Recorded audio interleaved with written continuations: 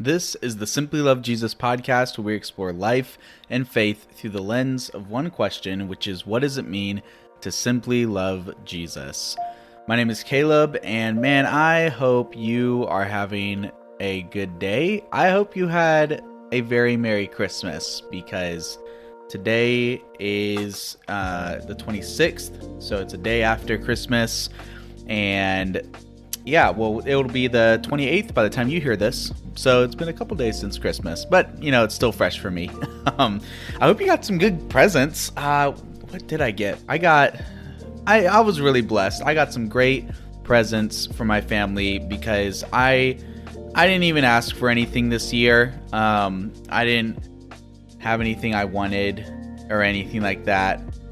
But my family showed up. They knew what to get me, even when I didn't know what I want, or even when I didn't need anything, or really at the end of the day, I didn't ask for anything. I wasn't feeling and motivated enough to figure that out. So, but I got some cool things. My parents, they got me a cool laptop cover. It's really fancy, helps me feel very organized as I'm using it to get stuff ready for growing Simply Love Jesus. And so it's an organization, and it has this really cool, I almost closed my laptop when I did that. I was trying to, on the top of the laptop, if you follow me on Instagram, I posted a picture of it, but it's got this cool little flap where you can put papers in it, and that's the coolest thing to me. It's the little things, guys. It's the little things that make me happy. And so I got that, and I got this really cool notebook. It's really big, and which is weird because I usually only get pocket-sized. I've always only ever had pocket-sized notebooks. Like, I've always only had something I can just throw in my pocket, bust it out, write some notes in. And so this is the first time in my life I've had something bigger than a pocket-sized thing as a notebook. And so it's massive, actually. It literally is about like the size of my laptop, but it unfolds and it's got a big like kind of notepad in it, and I feel like it's got a lot of like freedom. I feel like there's a lot of freedom in it, and it's really fun. And yeah, and so I got that. I got some new shoes, got some new kicks. They're not like super expensive, they're just some running shoes. They're Adidas, actually, and they're black, and they look real slick. I got a green pair of Adidas, and they're literally the same pair of shoes, just a different color. So I like them. I think they're really cool. And what else did I get? I got some like vinyl records. And my mom got a personalized bookmark. That was really sweet. She got me a little bookmark that has it has embroidered onto it, or not embroidered, but it has branded into it. It says Simply Love Jesus on it. That was really nice. And one of the coolest gifts I got was I was not expecting this. I didn't even know they knew that I wanted this, but they got me these LED lighting fixtures that helps illuminate my face more whenever I'm going to be doing YouTube videos. If I want to record indoors, one of the biggest struggles, if anyone who does YouTube videos, one of the biggest struggles recording indoors is actually getting good lighting. Because I'm a perfectionist, and it's way easier to do this podcast because you don't have to have a lot of stuff that looks good. You just got to sound good. I don't know if that's the right word, but you just got your quality, your audio. It's just got to not sound like you're on speakerphone the whole time. And so it's a little bit easier to manage. YouTube videos, I just knew if I was going to make YouTube videos, which I am starting to make them now. You can follow Simply Love Jesus on YouTube, which is youtube.com/SLJ Ministries. So with YouTube, I just knew if I was going to make videos, I was going to be like a perfectionist about it. So I'm really glad they got me some lighting fixtures, because I've been filming outside, which I'll do that when it gets warmer, but as it gets colder, I'm going to have to be indoors more. So yeah, that was a really big blessing. Do me a favor, comment on our Instagram, or message us on Twitter. I would prefer I feel like Twitter, you can engage more with people that way. Instagram, I just think more people use it, therefore I just post more on there. But anyways, whether it's Twitter or Instagram, let us know, especially when we post about this. Let us know, like, what did you get for Christmas? What was something that you received? And even more importantly, was there something that you did to give? Was there something that you gave to someone else that you were blessed knowing that you were able to either give someone something they wanted, or even more importantly, give something to someone that they needed? Was there something you were generous about this Christmas season? The last 2 episodes, we had a conversation about generosity. It was more of just an informal conversation. It was just some thoughts that I had floating in the air. It's nothing I'm going to like write a book about one day or something like that. It's just something that has been on my heart for a while. And we talked a lot about how generosity is the way that you really reclaim the Christmas spirit, because it's really, Christmas is about celebrating the birth of Jesus, but what makes Christmas powerful is not actually Jesus's birth. I mean, it does make it powerful, so take that with a grain of salt. What I'm trying to say is that what makes Christmas powerful is not the birth of Jesus, but actually what because of the birth of Jesus, what that does inside of a person and how it should change them forever. And it turns them into generous people who care for others who are in need and give sacrificially as a reflection of the sacrifice that Jesus made for us.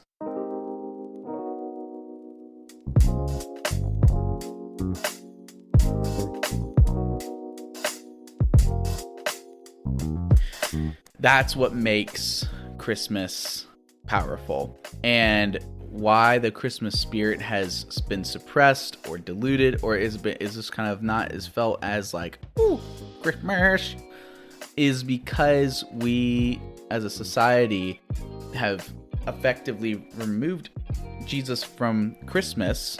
And what that means is, and why not that people don't know that what Christmas is about, but because we become more self-centered and we become a society that we have removed Jesus from Christmas, not by trying to push Jesus out, but because we become too focused on the fact that Christmas should be about the gifts and staying indoors and being with my family and the nice little Hallmark Christmas movies and stuff, and we're forgetting that Christmas, what made it powerful was the amount of generosity. And so we challenged people in that last episode to challenge others. What do maybe you invite your neighbor over sometime, and I don't know, we just wanted to challenge people during the holidays to just think a little bit more out of the box of how you think about Christmas and how you celebrate Christmas. And that's not actually exclusive, that it's about you and your family, but it's actually more inclusive. It's about you opening your doors so that others can be invited in and experience the joy of Christmas. And that's something we all have to work on. I have to work on it. Everyone does, because I was thinking the other day, I'm like, what would it look like if I had a family of my own? How would I want to do Christmas? And I would just want to try it one year where I would just say, family can come to me if they want, but I'm going to open my doors and invite all my next door neighbors, and we're going to get presents for each other. I want to do that one day. I'm going to write it down so I don't forget. But 2020 is coming to a close, and that is something I think many of us are going to celebrate. I know I'm gonna be happy. It's been a year. It's been a year. 2020 will be one that we will never forget. And one of the things that has stood out to me this past year is the amount of people who have been asking or praying, the amount of people who have just been hoping that things would go back to normal. The things would go back to normal. And I want to challenge that, because friends, we should not. It would ruin us if we went back to normal. Now, here's what I will say. I definitely don't want us to stay in quarantine. Well, quarantine's kind of fading a little bit, but I want us to be done with the masks, want us to be done with the virus. Yes, all of that, absolutely. Praise Jesus. Yes, be done with it. But we can't continue to go back to the way things were before. We're already unlearning the lessons that God was trying to teach us during this whole pandemic. I firmly believe that I don't believe God I don't believe God sent this virus like it's a plague and we're Egypt. That would be awful hermeneutics and definitely misinterpreting the whole point of the Bible. But what I do believe is that God is also in the midst of this trial. God is trying to teach us something important. He was trying to teach us, in my opinion, the value of rest, the value of slowing down. America, we look at churches, businesses, our way of life, even the way we do romance. I'm guilty of this. We move fast. Like when it comes to dating, I'm a guy who is guilty of emotionally rushing into a relationship. And if that has costed me relationships in the past, no idea. Probably has. But, it doesn't matter anymore. So but we do this as businesses. It's trying to get the next thing out. We're trying to be ahead of the game. Marketing is always moving and moving. It's the way we do work, the way we live as people. We're always trying to move and go on to the next thing and the next thing and keep going forward. We never actually slow down. We never take time to really stop and rest. In fact, we're so backwards in our idiotic thinking and believing that you have to earn rest. You have professors who get tenure. What do they look for? Everyone looks for their big sabbatical, or the tenure or whatever they call it. They build up that vacation time, and they have to that somehow rest is a privilege. But ever since the beginning of creation, the beginning of time, rest was not a privilege. Rest is a command. Oh my goodness. Rest is a command. And we've forgotten what it means to slow down and to rest. I forget that. I'm preaching to the choir right now. All right? I can give you a list of people who could tell me I am the worst person when it comes to resting because I'm always trying. I don't rest. I just distract myself. That's one of the things I've been trying to work on is trying to find what is actually restful for me. Because right now the only things that I find are ease any stress or anything like that are just things that are distracting. They're not restful. And there's a difference, like watching sports, and if we're talking about me, it's playing video games. Playing video games is not rest. It's just distracting. It's distracting me from the problem. It is entertaining. But it is not rest. And so I've been trying to figure out, what is it that I do to rest? What is it that I can do? I don't know what that is yet. And maybe it's just because I'm in the middle of trying to, get over a lot of stuff and push through a lot of pain. But maybe it's just the fact that I don't want to sit in the stuff that I've got going on. But I have to learn how to rest if I really want to heal and move forward and be effective, really. And that's the same for all of us. We, as a people, have to learn what it means to rest. And that was what this pandemic was supposed to teach us. For a good couple of weeks, everything stopped. People didn't go anywhere. We didn't do anything.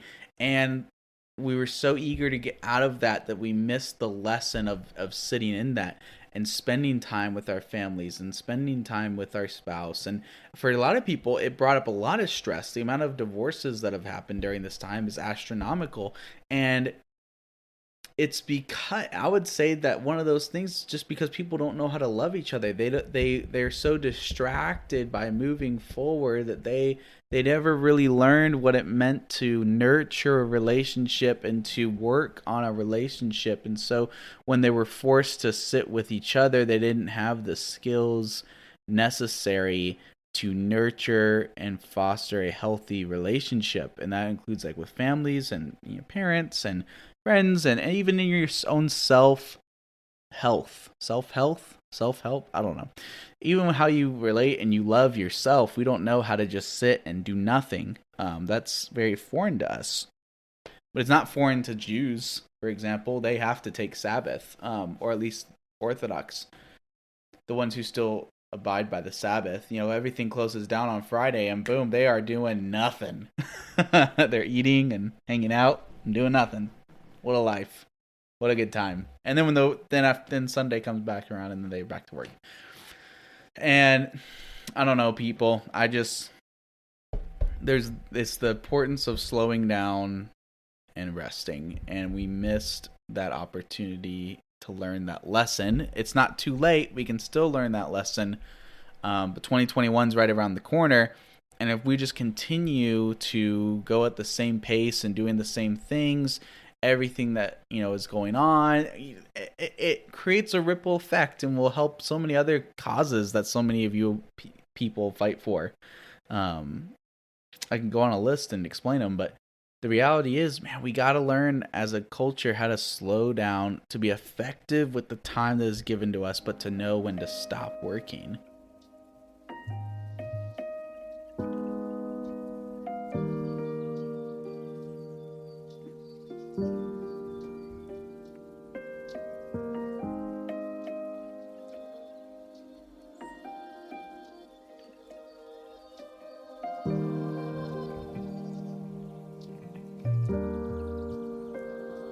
I think in some ways, some people slow down a little bit. But anyways, I'm rambling at this point.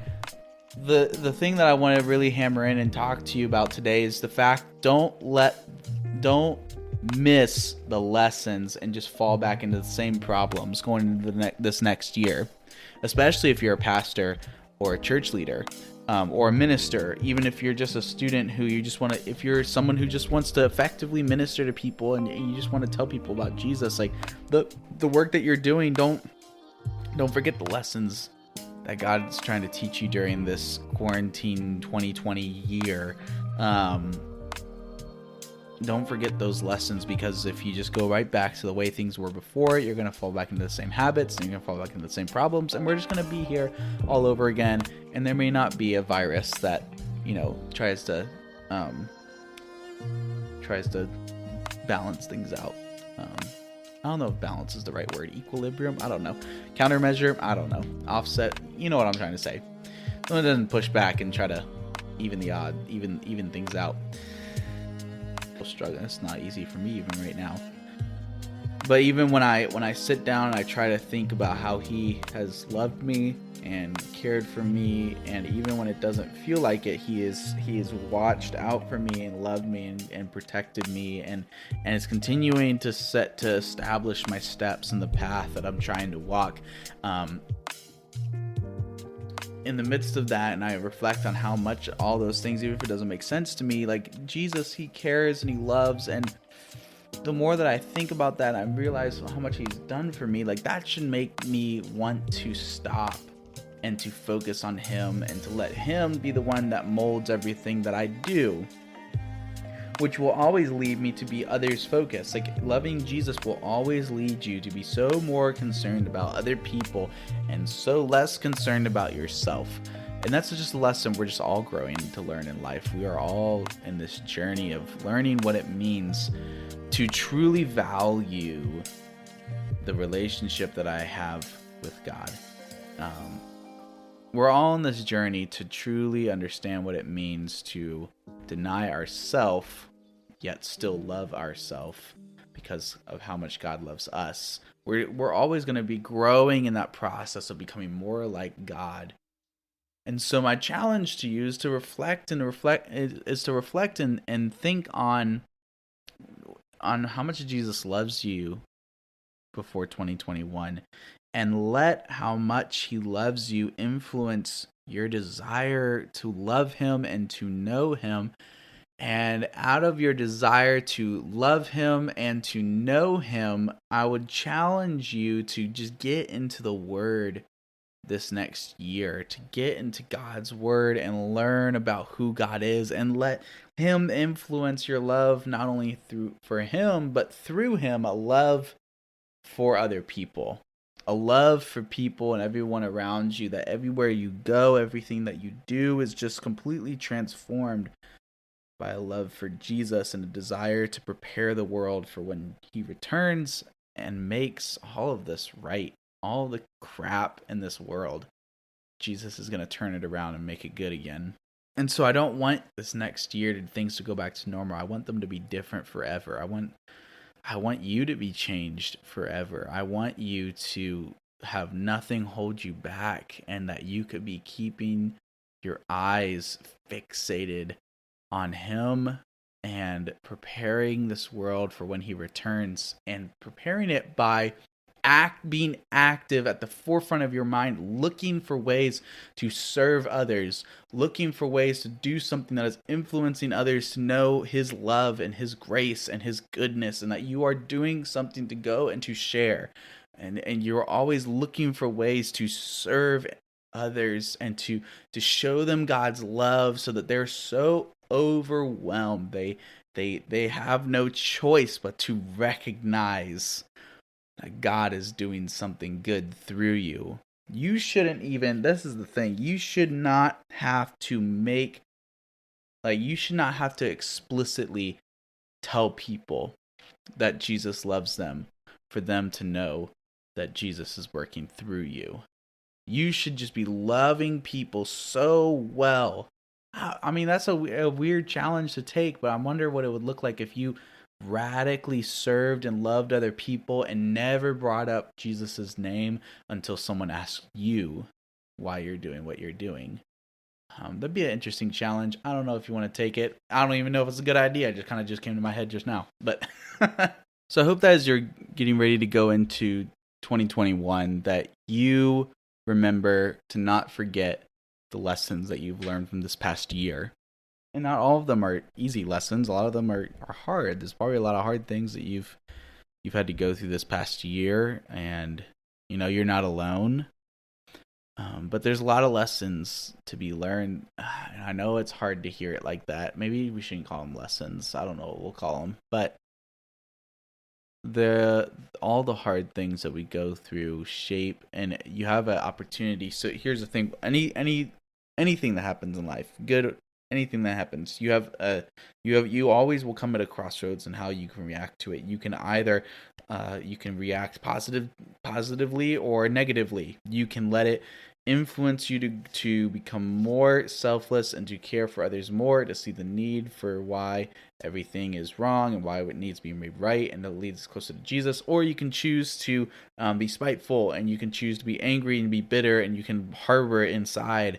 You can be angry, and you can be selfish about it, and you can react negatively. It can drag you down. It can either push you forward or it can hold you back. And the trials that you've gone through this year, are you going to allow them to carry you forward, or are you going to let them hold you back? The choice is yours. No one can make that choice for you. But know that as hard as it may feel to push forward, and you may feel like you don't have the strength to carry forward, to let it push you forward, remember, it's because you're not supposed to have the strength. That is where we lean into God, because God will give you the strength. God will be the one who carries you forward. And when you have that choice where you allow this to move you forward or to hold you back, realize that it is by trusting in God that you move forward, because it is his strength that will carry you through this hard season and will carry you to become more and more like him, who came and died for us, that we could be empowered to change the world through him and for him, and to prepare it for when he makes everything right.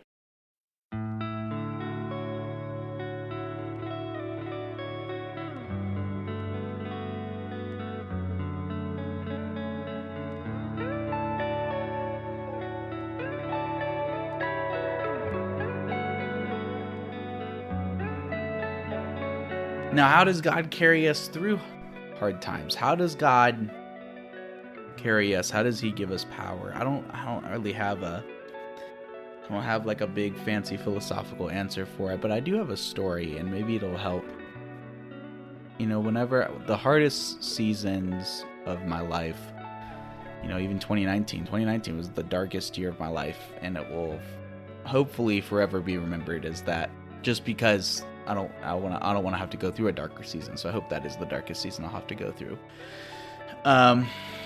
that was the darkest I'd ever been. And I remember, every day I was just asking, like, I don't know how I'm going to get through this.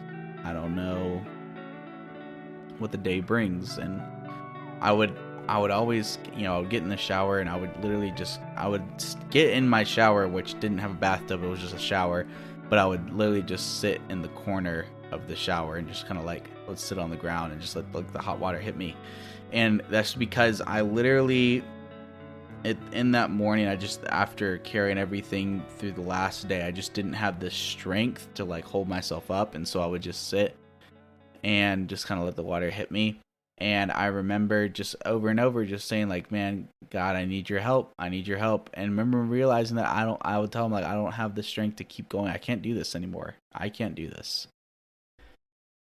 And then eventually I would get up, I would take my shower, and I would go, and I would get ready for the day, and I would go do work, and I would do my thing, I would do whatever, and I would come back home, and I would just, play video games, and then I would go to bed eventually, and I'd wake up, and I would do it again. I would just sit in the corner, and I just didn't have the strength to carry myself up. But eventually I would get up, and I would go through that same routine. And looking back on it, I was very right. Like, I didn't have the strength. And when I would continue to ask God to give me the strength to keep pushing forward, even though I didn't see it in the moment, God was giving me the strength to literally help me get up and get out and go through my day. Every day he was sustaining me, even if it didn't feel like it. Like, I didn't have this surge of energy, like, yeah, gonna take on the world, gonna take on the world. Like, I did not go about my day like that. And I don't go about my day like that these days. Back in a hard season. And so because of it, like, I don't have the strength to keep moving. I don't walk about my days just like, everybody gonna dance today. Like, I don't do that. It's every day, God's sustaining me, as bitter as I am or whatever. Like, God's sustaining me. Even if I don't feel it and I don't feel excited about it, doesn't change that it's true. And God will do that for you. You gotta believe. I don't even know if the right word is to trust or anything like that. I just know that you just gotta have the faith that even if you're angry, even if things are hard and you are disappointed in God, you just gotta know at the deepest part of your soul, with the firmest conviction, that at some point you'll get there. At the deepest part of you, God is caring for me. God does love me. God is watching out for me. Even if you don't feel it in the surface, but deep, deep, deep down, you believe it. And you know it. You got to hold on to that conviction. It doesn't mean you can just ignore the pain. You got to hurt. You got to be angry. I'm angry. I'm sad. I'm whatever. You got to hold on to those things. You got to grow through those things, and you just got to trust God will carry it through. And so that's how God sustains you. God will sustain you. God will carry you through. God will allow and if you let these things, if you allow God to carry you through, these things will shape you to be stronger and tougher. Like, not meaner, not colder, because we should actually become softer. We should become more compassionate, more empathetic, more kind with others, more gentle with others. And yet we're tougher. We can take more. We can push through more. And yet at the same time, it's this weird contrast of I'm tougher, yet I'm softer. That's what God's love does. God allows us to have a heart for people and a desire to care for others and to make all these things right. So, yeah. We have a cool interview coming up soon. We got a guy, I'm not going to tell you his name. I'll wait till we actually get the episode down. But soon we'll have an interview with the really cool guys from Canada. And I'm gonna have a conversation with him, and then we'll hear his story. It's gonna be more of a way to kind of ring in the new year. But as you get ready for the new year coming up, like, I hope you celebrate. I hope you party hard. I hope you celebrate. You dance with some people. You dance with somebody. Go to Feel the Heat with somebody. I don't know. Like, you have a good time. Like, you have a good new year, and you celebrate, and you kick 2020 behind you, and you kick open the doors of 2021. I hope it's a very joyful time. I hope Christmas was good for you. Like, I really want to hear from you all who are listeners. Like, how was your Christmas? I want to know. Again, thank you to Chill Hop. We use their music all the time for our podcast, and they just asked that we throw in a little plug and say, "Yo, what's up, Chill Hop? Hey, thank you." Yeah, thank you again for listening. And if you listen and you get a lot from this podcast, like, man, we would just be so appreciative if you showed your support by either becoming an encourager, or if not, and if you don't have the money, that's okay. There's other ways you can support us by sharing our podcast with one person that you know, and say, hey, like this is stop provoking stuff, or at least we try to provoke your thoughts. I don't know, maybe we don't. Maybe it's just you think I'm weird and you just like to yell at me. I don't know, but I don't know why you listen. But if you listen, thanks for listening. All right, and at the very least, you may share it with someone else, and if so, that is encouraging and good news to me. So thank you again for tuning in. I just want to touch in real quick and just kind of, take a moment to reflect on this last year. That's really what this episode is about. It's just more just reflecting and just saying, what do I want to remember from 2020? And I want to remember what I shouldn't forget. And that is to rest and to remember to slow down. And remember that he is good. And yeah, that being said, hope you have a good day, and follow us on Instagram and Twitter at SLJ Ministries. Coming soon, the book was put on pause a little bit because of some financial complications, but it will be published. It's finished, ready to go, and it'll be good once we get all the moolah together, and I'll be excited to update you guys on that. But until then, we will see you next week, and yeah. Talk to you guys soon.